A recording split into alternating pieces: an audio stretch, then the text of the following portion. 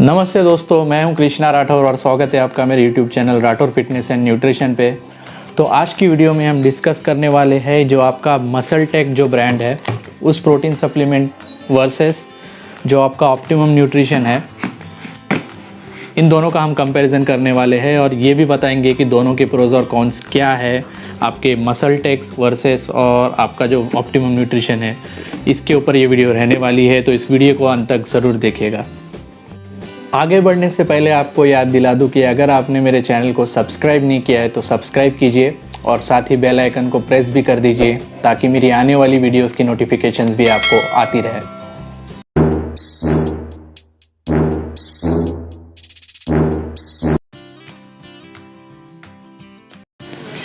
तो सबसे पहले शुरू करते हैं ऑप्टिमम न्यूट्रिशन गोल्ड स्टैंडर्ड वे से, जो कि one of the top brand है और काफ़ी लोग इसको यूज़ करते हैं।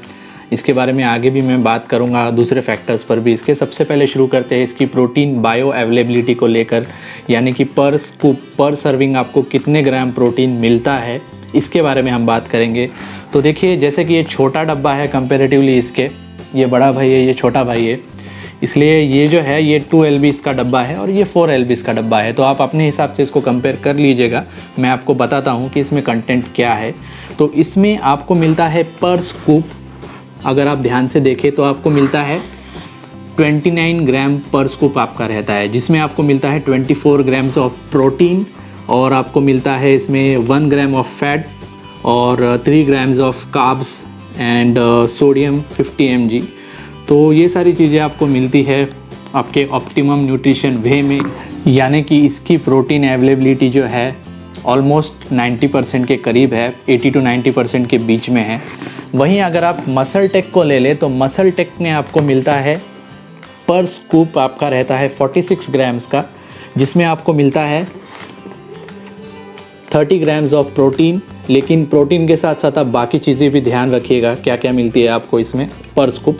इसमें प्रोटीन के साथ साथ आपको मिलता है 3 ग्राम्स ऑफ फैट और आपको मिलता है 4 ग्राम्स ऑफ कार्ब्स और प्लस, जैसे कि आप यहाँ देख सकते हैं, ये है की इंग्रेडिएंट इसका क्रिएटिन, जो डिफ़र करता है आपकी रिक्वायरमेंट के हिसाब से। आप ऐड करना चाहते हैं क्रिएटिन अलग से प्रोटीन लेकर के, या फिर आप चाहते हैं कि प्रोटीन में आपके साथ साथ आपको क्रिएटिन भी मिल जाए प्रोटीन के साथ साथ, तो ये आपके ऊपर डिपेंड करता है। लेकिन इसमें जो है कंपेरेटिवली इन लोगों ने लिखा है कि 70% बेटर दैन रेगुलर वे, मतलब ये जो डब्बा है ये 70% बेटर है इस वे प्रोटीन से। वो क्यों है, उसका एक ही रीज़न है, वो है आपका क्रिएटिन की जो इसमें मात्रा है 3 ग्राम्स पर स्कूप।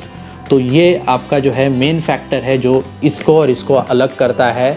अगर आपकी क्रिएटिन की रिक्वायरमेंट नहीं है, आप नहीं लेना चाहते, क्रिएटिन एक जैसे कह सकते हैं हम एक परफॉर्मेंस बूस्टर है, तो ये आपके ऊपर डिपेंड करता है टोटली। लेकिन यही चीज़ है जो इन दोनों को डिफ्रेंशिएट करती है।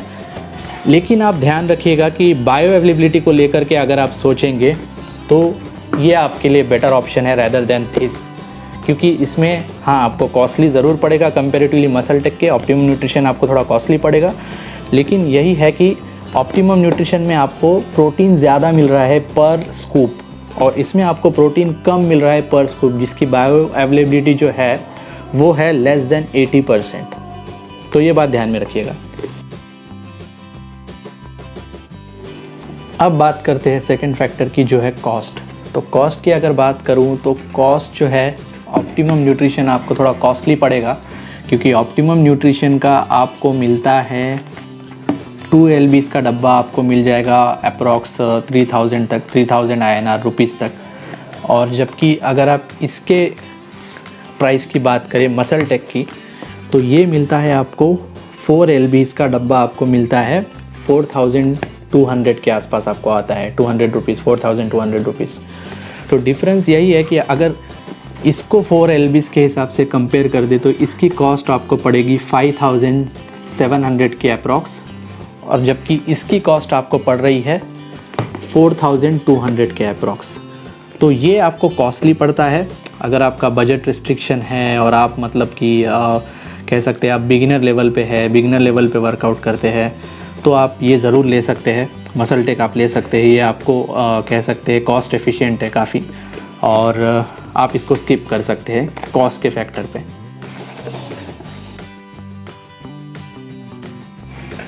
तीसरी बात मैं यहाँ बोलना चाहूँगा कि क्या हमको वाकई सप्लीमेंट्स की ज़रूरत होती है, प्रोटीन सप्लीमेंट्स की, क्योंकि ये आप स्किप भी कर सकते हैं। आप प्रोटीन सप्लीमेंट लेना आप अवॉइड भी कर सकते हैं। आप अपनी डाइट अगर आपकी अच्छी है और अगर आपकी डाइट से ही आपको सफिशिएंट तो आपके कह सकते हैं कि इक्विवेलेंट तो आपके वेट इन ग्राम्स प्रोटीन आप ले लेते हैं, या फिर आप अगर वर्कआउट करते हैं तो आप मल्टीप्लाई बाय उसको 1.5 ग्राम पर बॉडी वेट अगर आप प्रोटीन आपकी डाइट से आपको मिल जाता है तो आप प्रोटीन सप्लीमेंट अवॉइड भी कर सकते हैं।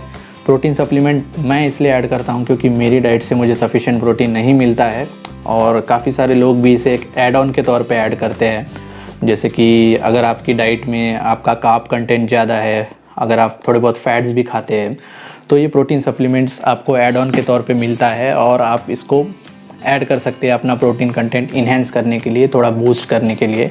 और एक फ़ास्ट रिकवरी भी प्रोटीन सप्लीमेंट से होती है, ये भी मैं कह सकता हूँ। बात की जाए फोर्थ फैक्टर की जो है इंग्रेडिएंट्स, तो इंग्रेडिएंट्स की अगर मैं बात करूं तो ऑप्टिमम न्यूट्रिशन वे प्रोटीन जो है आपका, इसमें आपके इंग्रेडिएंट्स है कार्ब्स, फैट्स, प्रोटीन तो रहेगा ही ऑब्वियसली, सोडियम भी है, और कह सकते हैं लिसिथीन, नेचुरल एंड आर्टिफिशियल फ्लेवर थोड़ा बहुत ऐड करते हैं फॉर टेस्ट, और लैक्टेज भी इसमें है, और एसिसल्फेम पोटेशियम भी इसमें है। तो ये जो इंग्रेडिएंट्स है, लेसिथीन जो नेचुरल फ्लेवर है और कोको है, तो ये जो होता है इनका काम होता है आपकी जो सोल्यूबिलिटी होती है प्रोटीन की उसको बढ़ाना, उसकी मिक्सेबिलिटी को मतलब अच्छे से वो मिक्स हो पाए उसको इम्प्रूव करना होता है। और साथ ही मैं अगर आपको बता दूं कि ये इसमें भी मिल्क एंड सोय प्रोडक्ट है ये प्रोटीन, और इसकी अगर आप ध्यान से यहाँ पर देखें तो यहाँ आपको नहीं लिखा हुआ मिलेगा कि ये वेजिटेरियन प्रोटीन नहीं है, क्योंकि ये प्योरली वेजिटेरियन प्रोटीन है, हम कह सकते हैं। वेगन नहीं, पर मैं वेजिटेरियन आपको डेफिनेटली कह सकता हूँ।